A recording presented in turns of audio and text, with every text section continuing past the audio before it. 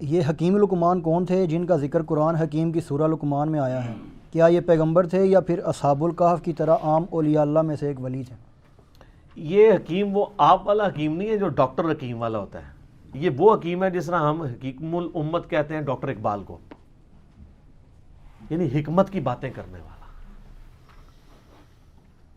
یہاں پہ بھی حکمت کے اقوال پیش کیے جاتے ہیں نا، تو ڈاکٹر اقبال کے اشعار پیش کیے جاتے ہیں، ان کی باتیں کوٹ کی جاتی ہیں، ان کے وہ خطبات reconstruction of religious thoughts in Islam, اس کی کوٹیشنز کی جاتی ہیں۔ تو ہمارے جس طرح ایک بچے کو بھی پتہ ہے کہ حکیم اقبال سے مراد ڈاکٹر اقبال وہ حکیم نہیں ہے، نہ وہ ڈاکٹر تھا وہ والا ڈاکٹر جو پوڑیاں یا دوائیاں دیتا ہے، ان کی پی ایچ ڈی بھی فلسفی میں تھی۔ حکیم لقمان بھی اس قسم کے ایک تھنکر تھے۔ بیسیکلی یہ سوڈان کے رہنے والے تھے، حبشی النسل غلام تھے۔ عرب کے لوگ ان کے اقوال سے واقف تھے، جس طرح ہمیں بچپن میں ہی اشعار آتے ہیں کہ محمد سے وفات ہونے تو ہم تیرے ہیں۔ ہمارے چھوٹے بچوں کو یہ شعر آتے ہیں، اسکول میں سن لیے، لب پہ آتی ہے دعا بن کے تمنا میری۔ ڈاکٹر اقبال کو وہ جانتے نہیں ہوتے لیکن اشعار سنتے ہیں۔ اسی طریقے سے عرب کے لوگ حکیم لقمان کی کہاوتیں، حکیم لقمان کے واقعات وہ بچپن سے سنتے تھے، ان کے محاورے ان کو ایک ریسپیکٹیبل پرسنالٹی سمجھتے تھے، بس اس سے زیادہ کچھ نہیں تھا۔ نبی نہیں تھے وہ، کسی نبی کے صحابی بھی نہیں تھے وہ، کیونکہ قرآن حکیم میں جو سورہ لقمان میں ان کا ذکر آیا تو انہوں نے صرف توحید اور آخرت کا ذکر کیا ہے، کسی نبی کی پیروی کا ذکر نہیں کیا، ورنہ یہ نبی پہ واجب ہوتا ہے کہ جب وہ دین سکھا رہا ہوتا ہے تو وقت کے پیغمبر کی پیروی کا حکم دیتا ہے۔ وہ ایک عام انسان تھے جو دین فطرت کے اوپر تھے، یعنی انہوں نے نیچر کو آبزرو کیا۔ یہ فطرت ایک توئیں والی ہوتی ہے، وہ فطرت نیچر ایک ہے تا جہاں پہ کسی پیغمبر کا پیغام نہ پہنچا ہو، لیکن فزیکل فینومینا آف نیچر، قانون قدرت کو، التذکیر بھی لا اللہ کو آبزرو کر کے ایک بندہ اللہ تک پہنچ جائے۔ اس طرح وہ گاڈ تک پہنچ چکے تھے۔ ان کی سب نصیحتیں پڑھیں، پہلی نصیحت ہی ان کی کیا ہے؟ یا بنی لا تشرک باللہ ان الشرک لظلم عظیم۔ اللہ نے بیسیکلی مشرکین عرب کو کہا کہ جس حکیم لقمان کو تم اتنا بڑا بزرگ سمجھتے ہو، اس کی باقی کہاوتیں تو سنی ہوئی ہیں، جو اصل اس کی بات ہے کہ اس نے کہا تھا شرک نہیں کرنا، تو تم شرک کا اڈا یہاں پہ کھولے بیٹھے ہوئے ہو کعبے میں۔ یہ حکیم لقمان کی تمہیں نصیحت نہیں پتا؟ جس طرح ہم ناسبیوں کہتے ہیں کہ بخاری مسلم میں رفع الدین کی حدیثیں ہیں تو آل امیہ کے خلاف بھی ہیں، تو یہ حدیثیں نہیں ماننی تم نے؟ الزامی جواب، اینٹی وینم پھکی کے طور پہ۔ تو یہ سورہ لقمان اس لیے ان کو ایڈریس کرتی تھی، وہ بچپن سے جانتے تھے کہ حکیم لقمان بہت دانا تھا، بہت عقل مند شخص تھا۔ تو عقل مند شخص توحید کی دعوت دینے والا تھا، اس کی توحید کی نصیحت تو تم نے بھلا دی ہے، شرک کا اڈا بنایا ہوا ہے کعبے کو۔ تو اللہ تعالیٰ نے اس لیے ان کے نام پہ سورت رکھی۔ حبشی النسل تھے، موٹے ہونٹ، حبشی کس طرح کا ہوگا؟ یہ تو آپ کا کرائٹیریا ہے نا، خوبصورت شکل ہو، ناک باریک ہو، ہونٹ پتلے ہوں۔ اللہ کے نزدیک تو مسلم شریف کی حدیث ہے، اللہ تمہاری شکلوں اور مال کو نہیں دیکھتا، دلوں اور اعمال کو دیکھتا ہے۔ تو شکلوں کو کیوں دیکھے؟ شکل بنائی کس نے؟ اللہ نے، تو اس نے شکل کو کیوں دیکھنا ہے؟ اعمال کا اختیار آپ کو دیا، اس لیے آپ کے اعمال کو دیکھتا ہے۔ دل میں اچھائی اور برائی کی تڑپ اور اس کو ایگزیکیوٹ کرنا، اس کا اختیار اس نے آپ کو دیا، اس لیے اس کے اوپر جج کرتا ہے۔ تو حکیم لقمان کے بارے میں آپ کو اسلام کی جو پہلی تفسیر ہے نا ابن جریر کی، امام طبری جنہیں کہتے ہیں، المتوفا 310 ہجری، انہوں نے تفسیر ابن جریر لکھی ہے۔ ابن کثیر نے المتوفا 774 ہجری، انہی سے اکثر چیزیں کاپی کی ہیں۔ تو آپ سورہ لقمان کے تعارف میں جائیں گے، انہوں نے حکیم لقمان کے کافی واقعات لکھے ہوئے ہیں کہ یہ کتنا دانا شخص تھا اور کس طرح یہ اصلاح کرتا تھا۔ ایک دفعہ ان کے آقا نے ان کو کہا، ایک بکری دی اور کہا ذبح کر کے اس بکری کے سب سے بدترین جو پارٹس ہیں نا وہ لے آؤ۔ تو انہوں نے بکری ذبح کی، زبان اور دل اٹھا کے لے آئے۔ اب پھر ایک بکری اور مالک نے دی اور کہا اس کے سب سے بہترین پارٹس لے کے آؤ، پھر زبان اور دل اٹھا کے لے آئے۔ مالک نے کہا کہ یہ کیا؟ انہوں نے کہا یہ زبان اور دل اگر ٹھیک ہو جائے نا انسان کا تو اس سے بہتر اعضاء کوئی نہیں ہے، اور اگر زبان اور دل ڈی ٹریک ہو جائیں تو ان سے برا کوئی عضو بھی نہیں ہو سکتا۔ یہ جناب حکیم لقمان تھے۔ تو اللہ تعالیٰ نے مشرکین عرب کو کہا کہ ان کی توحید کی نصیحتیں، پھر آخرت میں پیشی کی نصیحتیں. حکیم لقمان کی نصیحتوں میں میرا پورا لیکچر ہے، مسئلہ 177.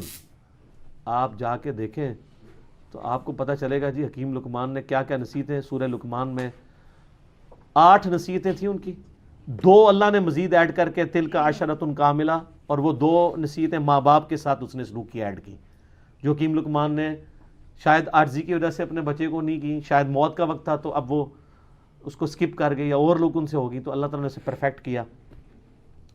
ان نصیحتوں سے کئی آئیڈیا نہیں ہوتا کہ انہوں نے وقت کے پیغمبر کی پیروی کا کہا ہو. اس سے لگتا ہے کہ وہ ایک ایسے شخص تھے جنہوں نے فزیکل فنامنا آف نیچر کو آبزرو کر کے خدا تک پہنچ چکے ہوئے تھے کہ اس کائنات کا ایک کریٹر ہے اور Allah is the only explanation of all the physical phenomena in this world. وہ اتنی رقت انگیز ان کے الفاظ ہیں، اے بیٹے اللہ کے ساتھ شرک نہ کرنا، بے شک شرک سب سے بڑا گناہ ہے، سب سے بڑا ظلم ہے، اور اگر تم پہاڑ کی چٹانوں میں یا آسمانوں میں بھی کوئی گناہ کرو گے تو قیامت دن اللہ تعالیٰ تمہارے سامنے لے آئے گا. اچھا آسمانوں میں کس نے گناہ کرنا تھا؟ اس زمانے میں تو اڑتا تو کوئی بھی نہیں تھا، لیکن آج آپ کی ساری سمگلنگ پاکستانی ایئر ہوسٹس جو کر رہی تھیں اور جو کچھ باقی معاملات ہوتے ہیں وہ آسمانوں میں ہی گناہ ہو رہے ہوتے ہیں. تو وہ یہ نہ سمجھیے گا انہوں نے زمین پہ گناہ نہیں کیا، آسمانوں میں، قرآن میں لکھا ہے آسمان میں بھی کوئی گناہ کرو گے اللہ تعالیٰ لے آئے گا قیامت والے دن. وَمَن يَعْمَلْ مِثْقَالَ ذَرَّةٍ خَيْرًا يَرَهُ فَمَن يَعْمَلْ مِثْقَالَ ذَرَّةٍ خَيْرًا يَرَهُ وَمَن يَعْمَلْ مِثْقَالَ ذَرَّةٍ شَرًّا يَرَهُ. ذرہ برابر نیکی بھی کرو گے وہ بھی لے آئی جائے گی، اور ذرہ برابر گناہ کرو گے وہ بھی قیامت والے دن تمہارے سامنے لا کے رکھا جائے گا. ہاں بھی جواب دو اللہ کو. تو یہ حکیم لقمان نہ تو کوئی پیغمبر تھے، نہ کسی پیغمبر کے فالوور تھے، نہ کوئی صحابی تھے کسی پیغمبر کے، نہ کوئی تابعی تھے. ایک سلیم الفطرت انسان تھے جو خدا تک پہنچ چکے ہوئے تھے، اور ایسا شخص اہل فطرت کہلاتا ہے. یعنی فطرت ایسا شخص جس تک یہ تا کے ساتھ ہوتا ہے، جس تک وقت کے پیغمبر کی دعوت یا کسی پیغمبر کی دعوت نہ پہنچی ہو، ایسے شخص کے لیے صرف ایک اللہ کو ماننا اور آخرت کا یقین کر لینا کافی ہے. چاہے نبی کی دعوت نہ بھی پہنچی ہو، اس کے لیے بس یہ اتنا اجمالی عقیدہ رکھنا کافی ہے. البتہ جب وقت کا پیغمبر آ جائے پھر اس کو ڈینائی کرے گا تو وہ کافر ہوگا، لیکن ایسے لوگ عموماً ڈینائی نہیں کرتے. اس کی آپ کو نمائندہ مثال بتاتے ہیں. سیدنا زید بن عمر بن نفیل، آپ کو پتہ ہے نا ان کے بارے میں، صحیح بخاری میں آتا ہے. ان کا ایک بیٹا ہے سعید ابن زید. سعید ابن زید کو جانتے ہیں؟ اشرم وشرا والی حدیث والا، مغیرہ ابن شعبہ اور حضرت معاویہ کے ساتھ جھگڑا کرنے والا، اور مولا علی کی شان میں 10 صحابہ کے جنتی ہونے والی حدیث سنانے والا، حضرت عمر کا بہنوئی سعید ابن زید، شروع کے مسلمانوں میں سے. ان کا باپ تھا زید بن عمر بن نفیل. اس کے اوپر بخاری میں چیپٹر ہے. یہ اہل فطرت میں سے تھے. نبی علیہ السلام فرماتے ہیں کہ مجھے صحیح طرح یاد ہے، میں جوانی میں تھا، اس وقت اللہ نے مجھے مبعوث نہیں کیا تھا. ایک جگہ میں دعوت پہ گیا تو وہاں پہ لا کر دسترخوان کے اوپر کھانا رکھا گیا، اور نبی اسلام کی اس وقت عمر 25 سال تھی. تو آپ کہتے ہیں کہ میں نے زید بن عمر بن نفیل کو دیکھا کہ وہ اس دسترخوان سے اٹھ گیا اور اس نے کہا کہ میں بتوں کے نام کا ذبیحہ نہیں کھاؤں گا. ہائے ہائے ہائے ہائے. آپ فرمائے پوری امت بن کے اٹھے گا وہ، اور وہ کعبے کے ساتھ لپٹ کے کہا کرتے تھے اللہ میں صرف تجھے پوجنا چاہتا ہوں. لیکن وقت کے پیغمبر کی کوئی تعلیم ان تک نہیں پہنچی ہوئی تھی. مواحد تھے، وہ یہ مانتے تھے بت پرستی حرام ہے، پیغمبر کی دعوت نہیں تھی. اسلام آنے سے پہلے دنیا سے چلے گئے. لیکن آپ دیکھیں امام بخاری نے رضی اللہ عنہ لکھا ہے، صحابی نہیں ہے لیکن بیٹا تو صحابی نکلا نا. پھر سلیم الفطرت لوگ کیسے ہوتے ہیں؟ ان کا بیٹا ہے سعید ابن زید، حضرت عمر کا بہنوئی، جس کو حضرت عمر سے مار پڑتی تھی اسلام لانے کی وجہ سے. اور یہ پھر آخری وقت تک آپ دیکھیں ڈٹے رہے ہیں.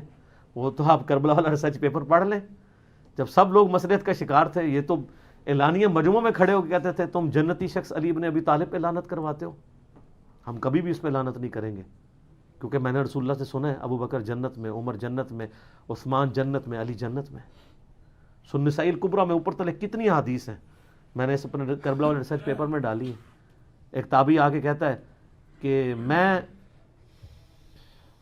اس دنیا میں سب سے بڑھ کر سیدنا علی سے محبت کرتا ہوں. تو سعید ابن زید نے یہ نہیں کہا تو شیعہ ہے، یا رافضی ہو گیا. آپ فرمایا تجھے خوشخبری ہو تو ایک جنتی شخص سے محبت کرتا ہے. دیکھیں جی حضرت علی کی جن لوگوں نے صحبت کی ہوئی تھی نا، حضرت علی کی انہوں نے زہد کی زندگی اور ان کی اخلاقی اقدار، ان کی انصاف پہ مبنی زندگی اور تقوی والی زندگی دیکھی ہوئی تھی نا، وہ حضرت علی کو as a role model accept کرتے تھے اس زمانے میں بھی. اب ایک بندہ آ کے کیٹاگوری، وہ اب صحابی یہ بھی نہیں کہہ رہا کہ سب زیادہ محبت تو رسول اللہ سے ہونی چاہیے، یقیناً نبی علیہ السلام سے بھی ان کی محبت ہوگی، ان سے بڑھ کے ہی ہوگی. انہوں نے فوراً کو کہا تمہیں خوشخبری ہو، تم ایک جنتی شخص پہ سے محبت کرتے ہو. پھر سنن نسائی الکبریٰ میں موجود ہے، ایک شخص آ کے جو ہے وہ اس طرح آگے شکایت کرتا ہے کہ جی یہ لوگ حضرت علی پہ سب و شتم کرواتے ہیں. تو سعید بن زید کہتے ہیں کہ یہ ہمیں کہتے ہیں ہم اپنے بھائیوں پہ لعنت کریں، لیکن ہم اپنے بھائیوں پہ کبھی بھی لعنت نہیں کریں گے، کیونکہ میں نے رسول اللہ صلی اللہ علیہ وسلم سے 10 بندوں کے بارے میں سنا ہے کہ وہ جنت میں، اور اس میں 10ویں وہ خود تھے. 10 مبشرہ میں زید بن عمرو بن نفیل کا بچہ سعید بن زید. تو 9 کے نام بتا کے چپ کر جایا کرتے تھے. ویسے ساڑھے ورگا ہونا کہتا سر پہلا تو میں جے اگے تو گنتی دسنے. وہ پہلے باقیوں کے نام بتاتے تھے اور اینڈ پہ کہتے تھے ایک 10واں شخص بھی ہے. پھر لوگ کہتے تھے وہ کون ہے؟ تو کہتے تھے اگر تم ضروری سمجھتے تو میں بتا دیتا ہوں وہ میں ہوں. یہ تھی عاجزی. تو ان کے والد زید بن عمر بن نفیل وہ بھی اہل فطرت میں سے تھے، جسٹ لائک سیدنا لقمان رضی اللہ تعالی عنہ و رحمہ اللہ تعالی و علیہ السلام. اور سر کیا خوش نصیبی ہے، اللہ کو مواحد کتنا پسند ہے کہ نہ وہ صحابی ہو، نہ وہ تابعی ہو، نہ کسی پیغمبر کی اس نے صحبت کی ہو، نہ کسی پیغمبر کا کلمہ پڑھا ہو، لیکن ایک اللہ کا ماننے والا ہو، شرک سے بیزار ہو، آخرت میں اللہ کی جواب دہی کا یقین رکھتا ہو. اس کے نام پہ پوری سورت ہے، اور اللہ تعالیٰ اس کے اقوال کو توحید کی دعوت کے لیے رول ماڈل کے طور پہ مشرکین عرب کے سامنے رکھ رہا ہے. آپ ذرا دیکھیں کہ حضرت لقمان، سر اس سے یہ پتہ چلا لوگ کہتے ہیں نہیں ساری دنیا برباد ہوگی، اور دنیا تو برباد ہونی ہے، غریباں دی اور ہونی ہے. آخرت آپ اپنی دنیا میں بڑے سے بڑے امیر آدمی سے بھی اچھی کر سکتے ہیں، وہ آپ کے اپنے اختیار میں. لقمان نے کر کے بتائیے نا.